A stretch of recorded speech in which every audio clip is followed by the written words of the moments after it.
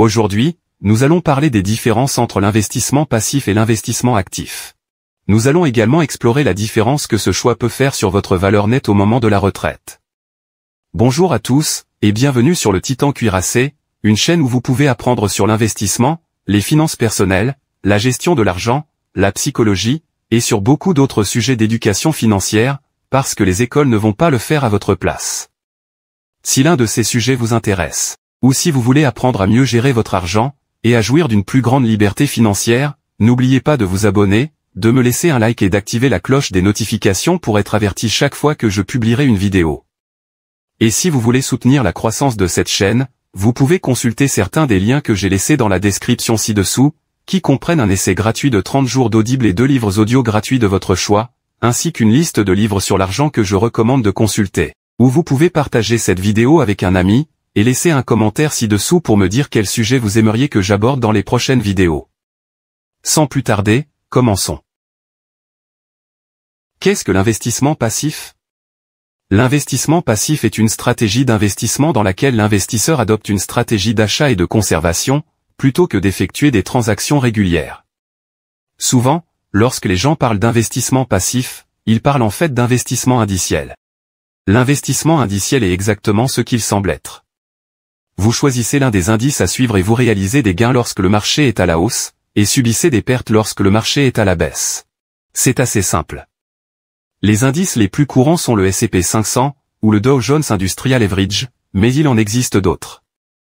L'avantage de l'investissement indiciel est qu'il est généralement très rentable par rapport à l'investissement actif, car le fonds n'a pas besoin de payer un gestionnaire pour analyser ce qui se passe sur le marché, et l'obliger à essayer de déterminer quelles actions vont enregistrer les gains les plus importants, et lesquelles doivent être vendues chaque jour.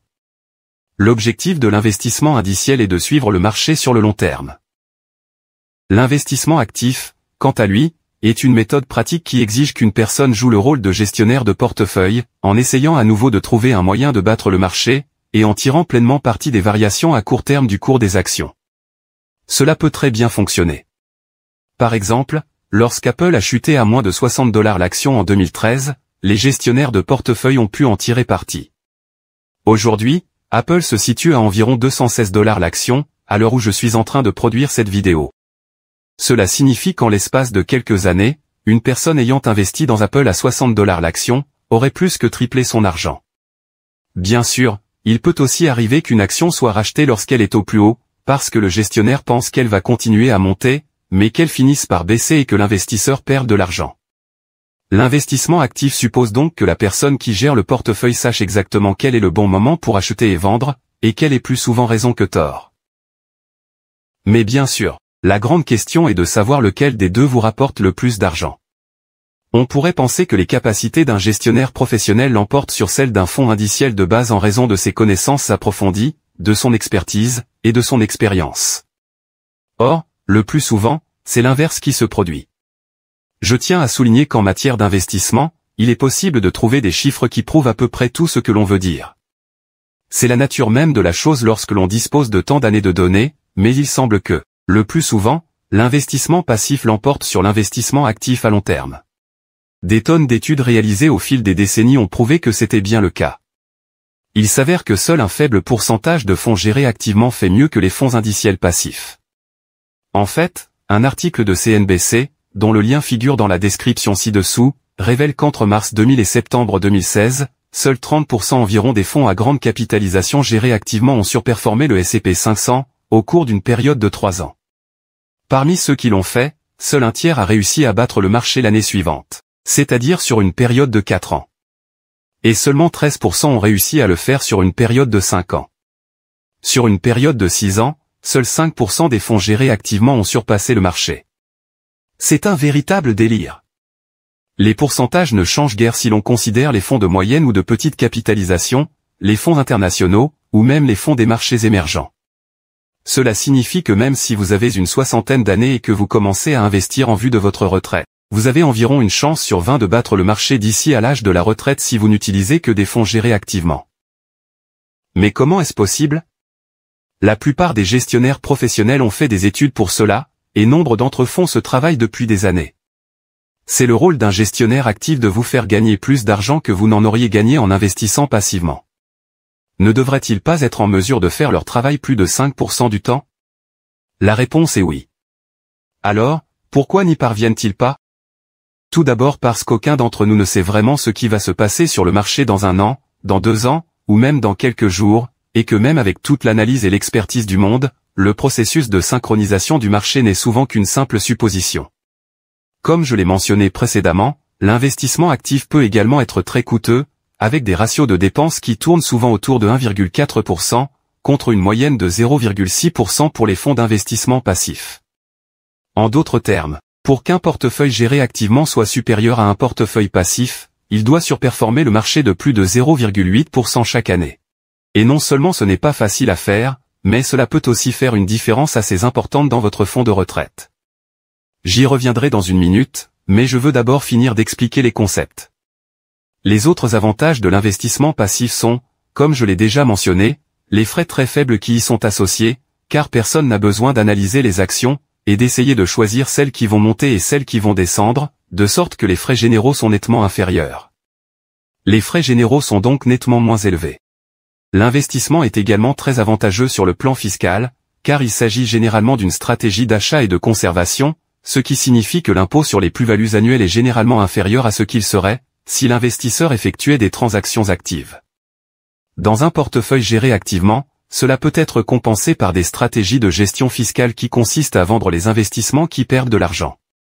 Mais cela vaut la peine d'être noté car même si vous faites cela, vous devrez probablement débourser plus d'argent en frais de transaction, du moins si c'est le type de configuration de votre gestionnaire. Beaucoup d'entre eux commencent à s'éloigner de ce modèle d'entreprise, alors espérons que ce problème appartiendra bientôt au passé. À ce stade de la vidéo, j'ai probablement eu l'air d'un fanboy de l'investissement passif, en raison de tous les éloges que j'ai faits à son sujet. Mais cela ne veut pas dire qu'elle n'a pas aussi ses inconvénients. De nombreuses personnes favorables à l'investissement actif affirment que l'investissement passif est très limité, ce qui est vrai. Il est vrai que vous êtes généralement limité à un indice spécifique ou à un autre ensemble prédéterminé d'investissements, et par conséquent il n'y a pas beaucoup de variance. Avec une stratégie d'achat et de conservation comme celle-ci, vous êtes en quelque sorte bloqué dans vos positions, quoi qu'il arrive sur le marché. Une année de baisse peut donc s'avérer particulièrement douloureuse. Certains estiment également que les rendements peuvent être très faibles en comparaison, car par définition, vous vous alignez sur l'indice, de sorte que vous n'allez presque jamais battre le marché. J'ai l'impression de n'avoir fait que dénigrer l'investissement actif jusqu'à présent dans cette vidéo. Cela peut donner l'impression qu'il n'a pas de mérite propre, ce qui est bien sûr faux. Les avantages de l'investissement actif résident dans la flexibilité qu'il offre, car les gestionnaires actifs ne sont pas obligés de suivre un indice spécifique. Ils peuvent trouver ces actions diamantées, si l'on peut dire, et obtenir des rendements vraiment importants sur une courte période. Les gestionnaires actifs peuvent également couvrir leurs paris en utilisant diverses techniques telles que les ventes à découvert, ou les options de vente. Et ils sont en mesure de vendre des actions spécifiques, ou de se retirer de certains secteurs du marché si les risques deviennent trop élevés. L'investisseur peut ainsi économiser des tonnes d'argent en évitant les pertes, ou perdre beaucoup d'argent en ratant des gains soudains. Encore une fois, c'est comme regarder dans une boule de cristal. Le plus souvent, on ne sait pas. Pour en revenir à l'idée des ratios de dépenses, voyons quelle est la différence entre la moyenne de 1,4% des portefeuilles gérés activement, et la moyenne de 0,6% d'un investissement passif. Prenons l'exemple de David, qui investit $100 par mois dans des fonds gérés activement depuis l'âge de 25 ans. Il a aujourd'hui 65 ans, et s'apprête à prendre sa retraite. Il a obtenu un taux de rendement moyen de 6% au cours de sa vie d'investisseur. Quelle serait sa valeur nette aujourd'hui?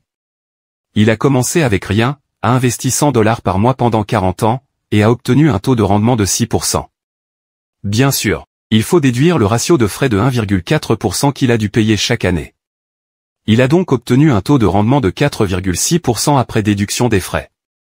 Lorsque vous entrez les chiffres dans une calculatrice d'intérêt composé, vous obtenez une valeur nette de $134 839,84 à l'âge de 65 ans.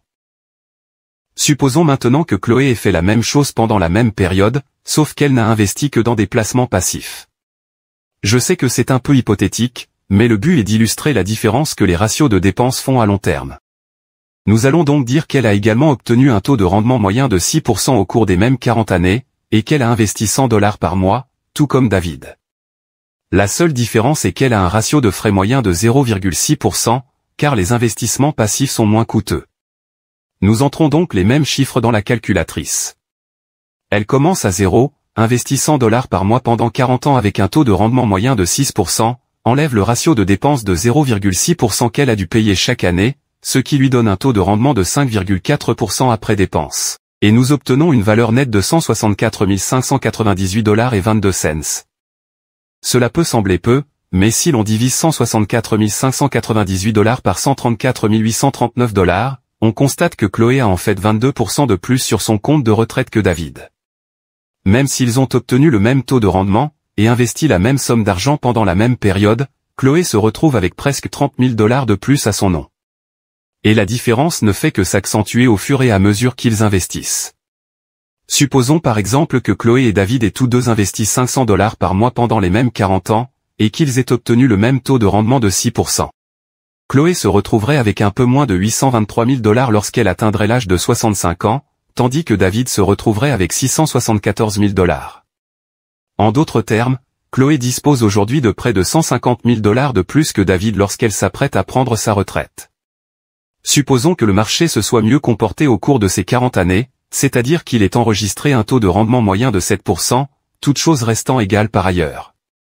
Chloé et David investissent $500 par mois pendant 40 ans, à un taux de rendement de 7%.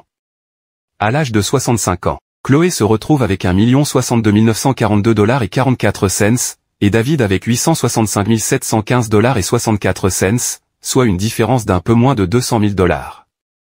En fin de compte, les ratios de frais font une grande différence, mais comme nous l'avons appris dans cette vidéo, ils ne sont pas le seul élément sur lequel vous devez vous concentrer lorsque vous choisissez une stratégie d'investissement. Malgré le débat houleux entre ceux qui pensent que les investissements passifs sont la meilleure solution, et ceux qui pensent que les investissements actifs sont la meilleure solution, tout dépend en fait de ce que vous recherchez en tant qu'investisseur. Si vous êtes jeune, que vous souhaitez vous engager sur le long terme et que vous êtes prêt à suivre les vagues du marché, l'investissement passif est probablement la meilleure solution pour vous. Les frais sont moindres, la fiscalité est généralement plus avantageuse. Et si vous êtes en mesure de suivre le marché, vous serez généralement gagnant sur le long terme par rapport à une stratégie d'investissement active. Toutefois, si vous vous amusez à négocier, à analyser les actions, et que vous ne voulez pas être bloqué dans certains investissements lorsque le marché est en baisse, alors peut-être qu'une stratégie d'investissement active serait votre tasse de thé. J'espère que vous avez apprécié cette vidéo. Si c'est le cas, ou si vous avez appris quelque chose, n'oubliez pas de vous abonner, de me laisser un like, et d'activer la cloche des notifications pour être averti chaque fois que je publierai une nouvelle vidéo, car j'en ai beaucoup d'autres de ce genre à venir prochainement, ainsi que des résumés de livres et d'autres choses amusantes. Merci d'avoir regardé, et passez une bonne journée.